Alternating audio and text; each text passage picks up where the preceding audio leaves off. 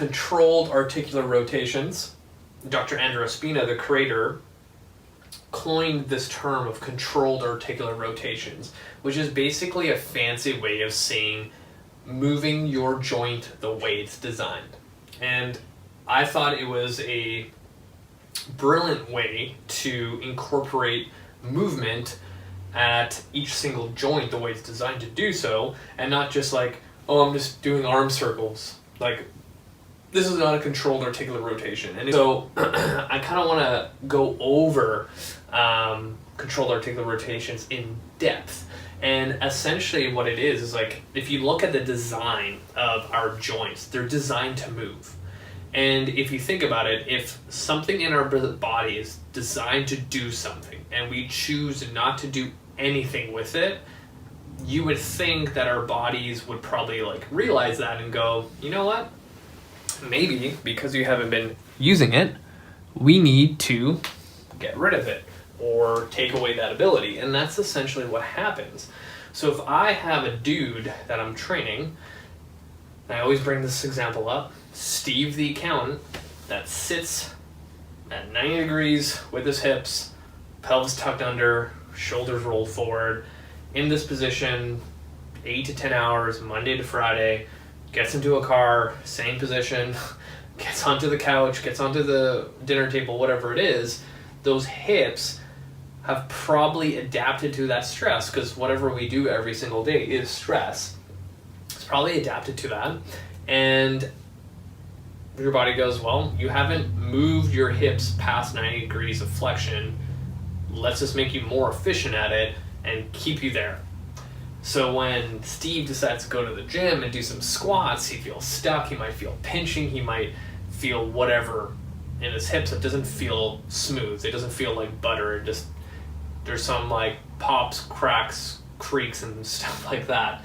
So this whole idea of moving every single joint the way it's designed, like lit a light bulb in my head. I'm like, well, if someone can't move their elbow the way it's designed, due to whatever it is, then things like push-ups, pull-ups, rows, like anything the elbow does or influences, probably is not a good idea to now load it, right? And I want to kind of do a visual here. So what I put here on a board, I know I am not an artist.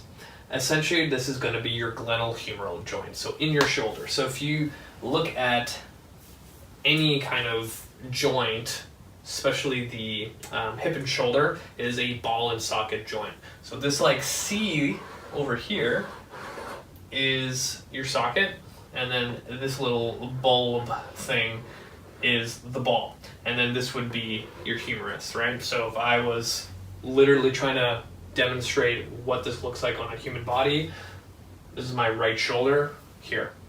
Literally ball and socket. So the humerus that has this little ball here, the shoulder can do so many things. Right now, it's like hovering in flexion, but my arm can go all the way up to full flexion overhead. It can go down by my leg here, but my shoulder can also go pretty far into extension, right? And then if you had to think of a 3D model here, if this was my arm, I can go also to abduction this way. I can also go to adduction into the middle. So for those who don't know those words, so flexion means this, going above head, extension means going behind, adduction is into the center because I'm adding, abduction is I'm going away. So my shoulder is able to do that. So what is necessary in order for this shoulder to do, and another thing too, which is kind of hard to see, but like say this is my shoulder here, my shoulder is also able to do axial rotations between internal and external rotation, right? In order to do that, all the stuff between the ball and socket, this stuff needs to be, in prime condition. How do you do that? anytime I move my arm into different planes of motion, I am lathering, like think of like slapping on some freaking maple syrup on fucking pancakes in the morning. I'm lathering up this whole area with synovial fluid.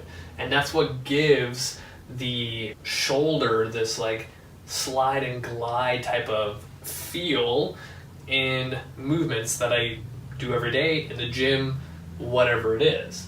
And then it also sends nutrients to the joint itself, right? So the more I do that, it builds the integrity of the joint. And the way I like to describe this so people kind of get it is that feeling where, say you were flossing your teeth and you were doing that regularly, like every single night, like you're supposed to. Your teeth integrity improves. Your gums become healthier because you're taking out all the shit that's built up in there from your day of drinking coffee and eating whatever, and then you decide to eat a freaking meaty ass steak. Like all that stuff is getting rid of, so it doesn't cause any kind of inflammation or any kind of issues in your gums. So similar to flossing your teeth, you moving your joints the way they're designed is the ability for you to floss your joints, right? It's just like good hygiene, like you're practicing joint hygiene. And another good example that I go back to the teeth is like, imagine that I only use my shoulder for going onto my phone, going onto my laptop, and then grabbing something out of the cupboard. I have now made those 3 planes of motion for my shoulder really efficient. But say now I need to, like, as I'm driving, go grab something behind. Now I'm taking my shoulder into like internal rotation and extension to grab something behind, and then people end up like feeling pain in their anterior shoulder. They feel tightness through their neck. They might have pulled something because you don't train back here, and your body doesn't know how to control it anymore. It's taken that ability away from you. And as I get people learning how to do shoulder cars, and for those people watching who doesn't understand what I'm talking about, so well, step 1, controlled articular rotations is if I take my hand by my side, hopefully you can see this, as I come into flexion, I get into my end range. Here I start rotating my hand around and behind, so I'm going to like abduction and going into extension with my arm. I come down to my side and I reverse that. And as I do this, the one thing you'll notice is that nothing else in my body compensated for it. So a lot of times when I teach cars for the first time, especially the shoulder, a lot of people will come up here, the elbow breaks, they start shrugging, they start rotating, the whole shoulder comes up towards their ear, and they're like, hey, what the hell's going on? And they do one of these things, and like their hand can't like rotate over, their fingers are all weird and like elbows bent, and they just look like this disfigured thing, and they don't really understand how their shoulder's supposed to move, right? So when I see that, I'm like, and you go to the gym and load the fuck out of your shoulder by doing an overhead press when I ask you just to move your shoulder through the ranges of motion that it's designed to do, and you can't even like control that limb and get the feedback necessary in order to do this simple little motion, right? Like it's like mind-boggling, right? And then you wonder why people injure themselves. So if you remember, maybe it was my first video that I filmed, I was talking about the whole joint by joint approach, and it's a good basis to start with. It's not the end all be all. It makes sense, but you know, the shoulder needs to be mobile and stable at the same time. If we remember the last video, I was talking about tension and safety. Stability is safety. If I can control my arm around and behind to grab something, I am 1, needing mobility to get there. 2, I need stability to hold that position to grab whatever, my cell phone, freaking whatever, I fell onto the ground while I'm driving, to safely come back and not F up anything else. So I find a lot of times when I see people moving terribly through shoulder cars, then, you know, that just paints a picture of what's going to happen in a workout. And, you know, when we look at cars, and essentially you can do everything from the neck all the way down to your toes. And then when you start looking at the body, any one of these things between your neck and to your toes, if any of those things in between don't move the way they should, something else is going to compensate. So now let's go down the chain. Let's say my shoulder doesn't move the way it should when I do my shoulder car, and somebody starts getting medial elbow pain or lateral elbow pain. And this is where a lot of times I will just use a shoulder car as an assessment tool. Because if I ask someone to go through ranges of motion that their shoulder should do, and there is a break in the movement, or there's some sort of discrepancy from left to right, then most likely the next culprit is going to probably be the elbow. When you get elbow pain, it is a bitch when you go to the gym, because think about everything you do. You have to grip, and you gripping is going to turn on that lateral stuff around the elbow, which again goes back to, like, if I had a good base with shoulder, then the elbow wouldn't have to pick up the slack. Now, how do we use cars? So there's something called the morning routine, and essentially what we do is move every single joint. Like, I'll do 3 repetitions, like super quick, from my neck down to my toes. So let's literally let's write all this in. My neck, my T-spine, my scaps, shoulder, elbow, wrists, hips, knees, ankles, with the spine. So when we move every single one of these from your neck down to your toes, through every motion that is designed to do, most likely over time, all this stuff is probably going to move and feel better. Now, there's this term called workspace.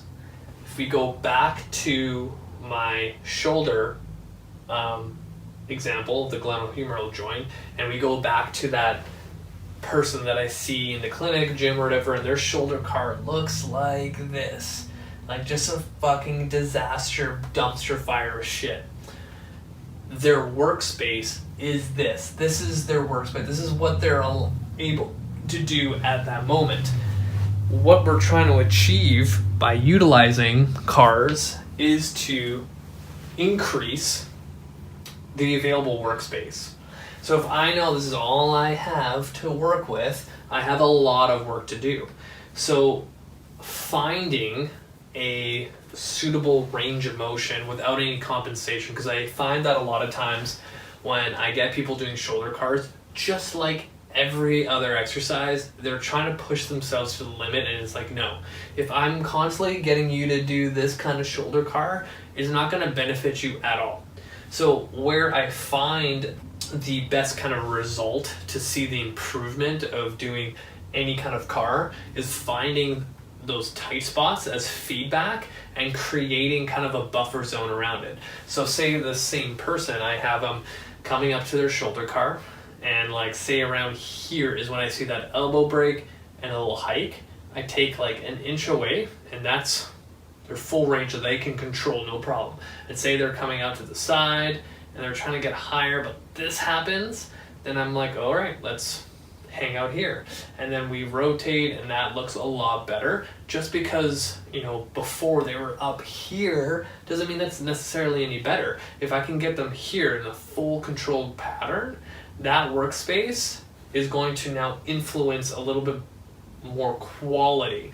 So a lot of times it's just like disconnect of the brain and muscles involved in all these motions don't really understand each other just yet. So if I can get someone moving through space and time in a more, I wouldn't say like better form or better posture. It just looks a lot nicer than this stuff. That's going to influence a little bit better movement, and is going to not go back into those, compensational patterns that I see a lot. And it's going to kind of reteach that nervous system of how to control that movement. A lot of times when people do this like daily, so this morning routine that we've written down right here, if people just did 3 repetitions of every single car, and if you did 3 repetitions, and I remember filming myself and doing a post like 2 years ago, literally all of this will take 5 minutes. So now if I tell people, 5 minutes will definitely improve the quality of movement or just the integrity of the joint itself.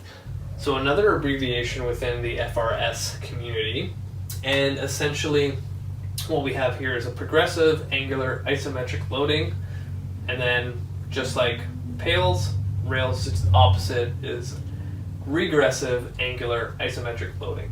Force is the language of the cells. So our muscle cells, they don't have a brain to like determine what they're going to do.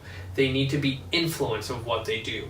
So if I am Steve, the accountant, sitting at his desk all day, those muscle cells that are responsible for doing whatever, you are now giving them information that I want you to be dumb tissue and lay down fucking tightness in my hips because I don't use them.